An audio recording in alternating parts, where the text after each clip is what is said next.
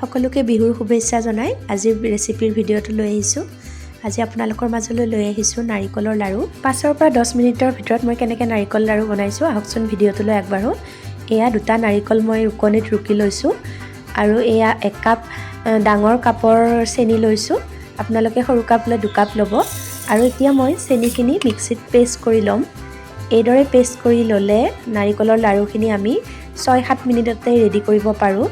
এতিয়া চেনিৰ পেষ্টখিনি মই নাৰিকলৰ ৰুকাখিনিত ভালদৰে মিহলি কৰি ল'ম।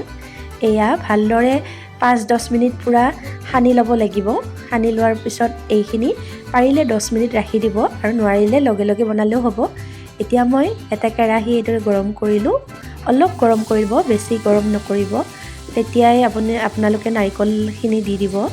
বেছি গৰম হ'লে তলত লাগি যাব, গতিকে জুইটো কম ফ্লেমত ৰাখি এইদৰে ভালদৰে নাৰিকলখিনি লৰাই দিলোঁ।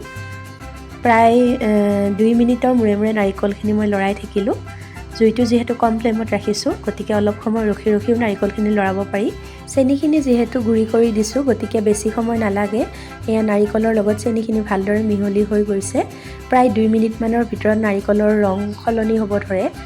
এয়া চেনি গলি পুৰা নাৰিকলৰ লগত মিলি গৈছে আৰু কালাৰ দেখি চাগে ধৰিব পাৰিছে।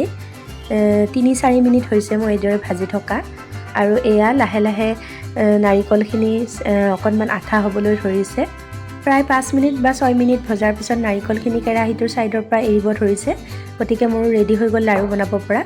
এতিয়া গেছটো বন্ধ কৰি মই এখন কাঁহীত এইদৰে অলপ অলপকৈ উলিয়াই ল'ম, একেবাৰে গোটেইখিনি উলিয়াই নলওঁ আৰু ঢাকোন মাৰি ৰাখি দিম বাকী থকা কেৰাহীত অংশখিনি। আৰু এতিয়া মই এটা এটাকৈ ধুনীয়াকৈ লাড়ু বনাইছোঁ। এই লাড়ুটো বনাবলৈ একেবাৰে সহজ।